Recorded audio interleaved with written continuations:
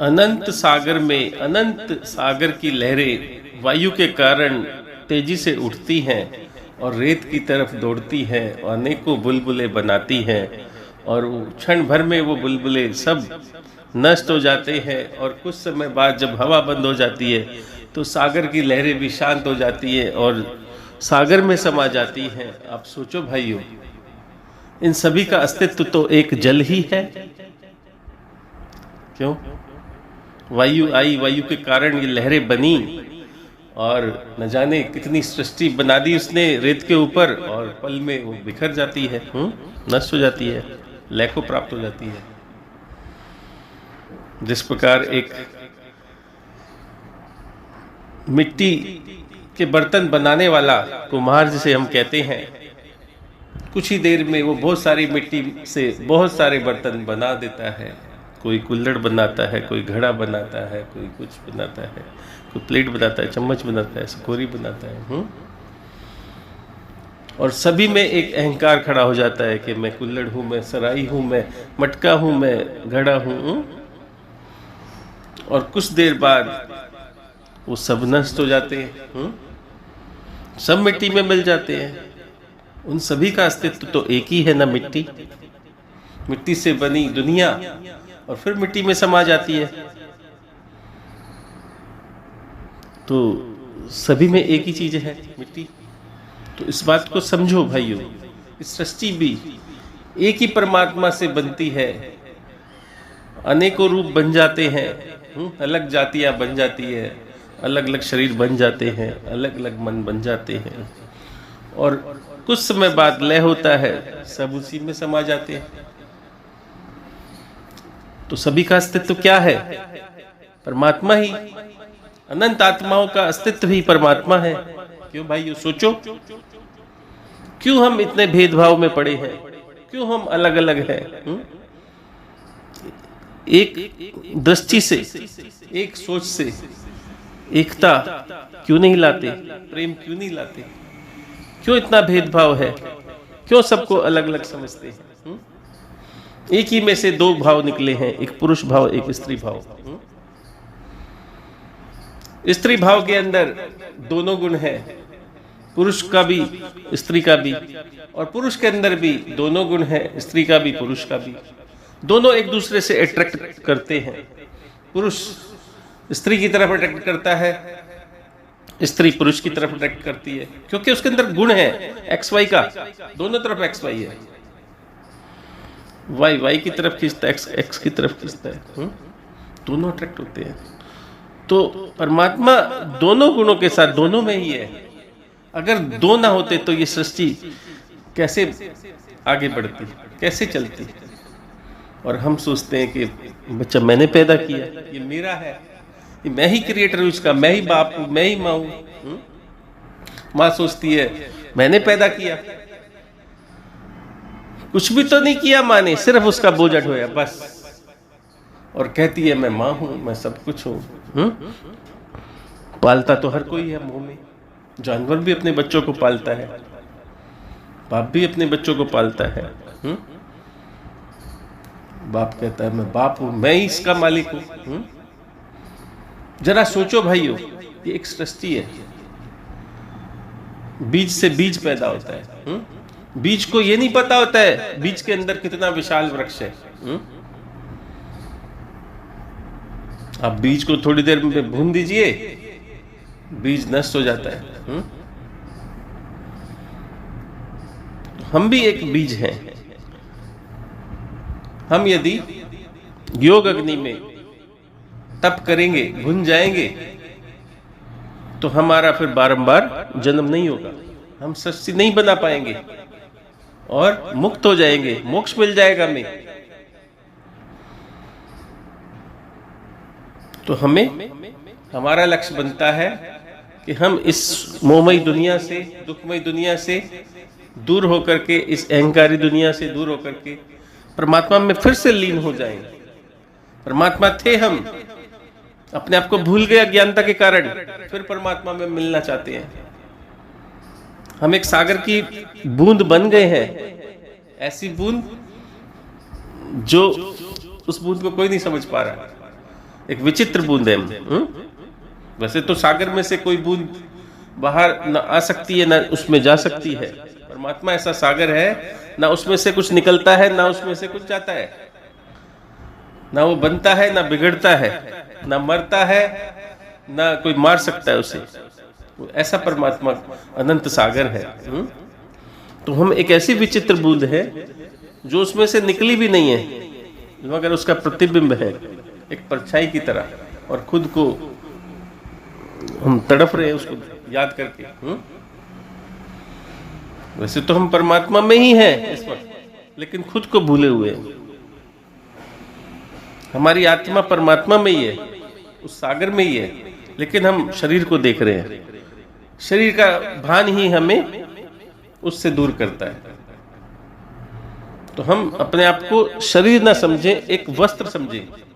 ये अलग अलग प्रकार के वस्त्र हमने आत्मा के ऊपर ओढ़े हुए हैं, जो कुछ समय तक रहेंगे फिर नष्ट हो जाएंगे। जैसे आप कपड़े पहनते हैं, अपने वस्त्र पहनते हैं, कुछ समय बाद वो खराब हो जाते हैं, मैले हो जाते हैं, तो उनको या तो धोना पड़ता है या फेंकना पड़ता है। इसी तरह ये वस्त्र है शरीर का, पंच तत्व का, पंचभूत तत्वों से ये बना हुआ शरीर कुछ समय के लिए हमें परमात्मा ने दिया है, सिर्फ इस बुद्धि को जगाने के लिए। मगर हम क्या करते हैं, लिप्त हो जाते हैं मन में, और मन में लिप्त होने के कारण इस सृष्टि में लिप्त हो जाते हैं, मुंह में लिप्त हो जाते हैं। जो हमें दिखाई देता है उसमें फंस जाते हैं, जो हमें अच्छा लगता है उसे पाने की इच्छा पैदा हो जाती है, जो हमें नहीं मिल पाता उससे दुखी हो जाते हैं। तो हमारा मन क्या है, दुख सुख में लिप्त हो जाता है। पर हम मन नहीं है, हम आत्मा है।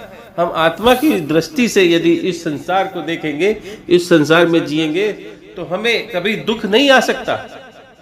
ये मन ही है हमें जो बार बार दुख लाता है, दुख में लाता है। तो अपने आप को समझे, हम क्या थे और क्या बन गए। आज भेदभाव में पड़े हैं, एक दूसरे को ठगने में लगे हैं, एक दूसरे को परेशान करने में लगे, एक दूसरे को मारने में लगे हैं। कोई कहता है मैं मुस्लिम हूं, कोई कहता है मैं हिंदू हूं, कोई कहता है मैं सिख हूं, कोई कहता है मैं ईसाई हूं। अपने अंदर झांको भाई, तुम एक ही हो और अनेक बन गए हो। एक ही परिवार हो, एक ही शरीर हो, एक ही का हिस्सा इतने सारे बन गए हो। जैसे कि हजारों शीशे सामने हो तुम्हारे और एक से प्रतिबिंब बन जाए अनेक, उसी तरह ये लीला रूप में तुम अनेक बन गए हो। परमात्मा एक है, उसके कितने सारे रूप बन गए।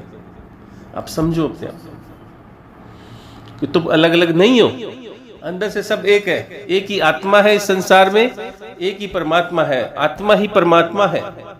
इसको बात को समझो। आत्मा अलग नहीं है, परमात्मा अलग नहीं है, दोनों एक है।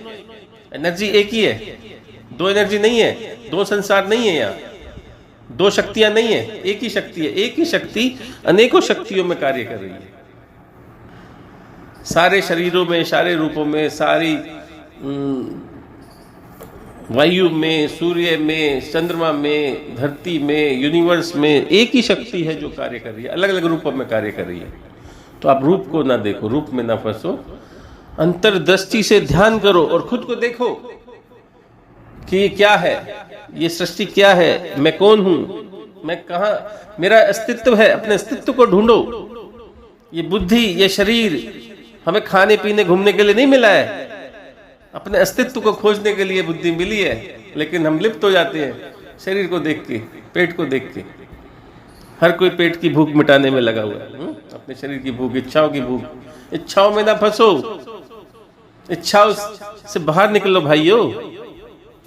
कब तक इच्छा करते रहोगे? मरते दम तक इंसान इच्छा करता है, इच्छा में पड़ा रहता है, मुझे ये मिल जाए, मेरा ये हो जाए, मेरी 10 पीढ़ी का क्या होगा, 20वीं पीढ़ी का क्या होगा। उसकी चिंताएं छोड़ दो। ये पीढ़ियां तुम्हारी नहीं है, ये संसार तुम्हारा नहीं है, ये परमात्मा का संसार है। वो देखेगा। तुम खुद को देखो कि खुद क्या करने आए थे, क्या कर रहे हो, और हमें क्या करना है। जानो, जागो। न जाने कौन मेरे अंदर से आवाज देता है कि संसार को जगाना है, तेरा ये कार्य है। मैं तो जाग गया हूं, संसार को जगाना है। लोग कहेंगे हम तो जागे हुए हैं ऑलरेडी। आप जागे हुए नहीं, सोए हुए हो, खुद को जानते नहीं हो। ये जागना नहीं है, ये स्वप्न में हो तुम। सपना देख रहे हो, नींद में हो। एक सपना वो होता है जब तुम शरीर के साथ सोते हो और सपना देखते हो, उस समय ये जागृत शरीर को भूल जाते हो, भूलते हो ना। अगर सपने में ही जाग जाओ तो तुम्हारी जागनी हो जाए, लेकिन जैसे ही सपना टूटता है तुम जाग जाते हो तो कहते हो सपना झूठा था। क्यों? तो सपने में भी जागना है हमें, इस सपने में भी जागना है और गहरी नींद में भी जागना है, जागृत होना है, चेतन बनना है। हमारे अंदर चेतन है तो चेतन की अनुभूति करनी है। चेतन हर समय जागती है, 24 घंटे जागती है चेतनता, लेकिन हमारी शरीर की 3 अवस्थाएं वो बदलती रहती है। ये तीनों अवस्था को समझो भाइयों। एक है जागृत अवस्था, एक है स्वप्न अवस्था, एक है सुषुप्ति अवस्था। सुषुप्ति उसको कहते हैं जो गहरी नींद होती है, स्वप्न उसको कहते हैं जो मन सपने देखता है जब आप सो जाते हैं। उसके बाद मन सो जाता है और शरीर भी सो जाता है, लेकिन कोई है जो जिंदा रहता है और जो जागता रहता है, जो आपको जगाता रहता है, जो आपको सांस देता है। आप सो जाते हैं तीनों अवस्थाओं में, तब भी वो सांस देता है आपको। आप उसकी वजह से 24 घंटे जिंदा रहते हैं। लेकिन जब वो आपका शरीर उस लायक नहीं रहता, तब आपको शरीर छोड़ना पड़ता है उससे। जब आपके कपड़े खराब हो जाते हैं, फटने लगते हैं, तो कपड़े खुद ही गिर जाते हैं। इसी तरह शरीर खुद ही गिर जाता है। यानी कि हमारा शरीर परमात्मा में है, परमात्मा हम में नहीं है, हम परमात्मा में। ये सृष्टि परमात्मा में है, सब उसमें से निकली है और उसी में समाती है। इस सृष्टि को समझो। इस सृष्टि का आधार एक ही है, परमात्मा, उसी में सब समाई है। उसको समझो, आप भी उसमें समाये हैं। बस इस दुनिया में 2 ही चीजें हैं, एक चेतन, एक जड़। जड़ को समझो, चेतन को समझो, बहुत गहराई से समझो। जब शरीर मर जाता है तो जड़ बन जाता है। जब शरीर में चेतन रहता है तो चेतन अवस्था में शरीर आ जाता है, जागृत मतलब कार्य करने लगता है, जागता रहता है। इसके अंदर सांस, प्राण, वायु कार्य करती रहती है। लेकिन जड़ और चेतन दोनों में से, दोनों एक ही में से निकले हैं। दोनों को समझो, वो अलग अलग नहीं है। जैसे प्रकृति जड़ है, प्रकृति चेतन के साथ रहते रहते वो भी चेतन बन जाती है। जैसे सूर्य कार्य कर रहा है, वायु कार्य कर रही है, आकाश कार्य कर रहा है, पृथ्वी कार्य कर रही है, घूम रही है। तो इसी तरह ये शरीर चेतन से मिलके कार्य करने लगता है। तो अपने आप को जगाना है, समझना है और बुद्धि से निर्लेप रहना है। इस बुद्धि में संसारिक बातें, संसारिक इच्छाएं, संसारिक जो भी हो चुका हमारे साथ, उसको बुद्धि में नहीं सेव रखना है, उसको डिलीट कर देना है। नहीं तो बार बार वो हमारे सपनों में आती है, वो बातें हमारे ध्यान में आती है और दुख प्रकट करती है और सुख प्रकट करती है। ये सारी बातों को भूल करके सिर्फ आपको एक परमात्मा को अपने दिल में बसाना है, अपनी बुद्धि में बसाना है, उसको याद रखना है। और वो कोई और नहीं है, वो तुम ही हो। तुम्हारा अंतर मन का शरीर जो है वही परमात्मा है। मन से परे अमन जो है वही परमात्मा है, उसको याद करो। तुम कोई और नहीं हो, तुम कोई सागर की बूंद नहीं हो, तुम ही सागर हो। खुद को जानो, जागो। मैं यही कहना चाहता हूँ। न जाने कौन मुझे प्रेरित करता है ये वीडियो बनाने के लिए, मुझे खुद समझ नहीं आता। Thank you.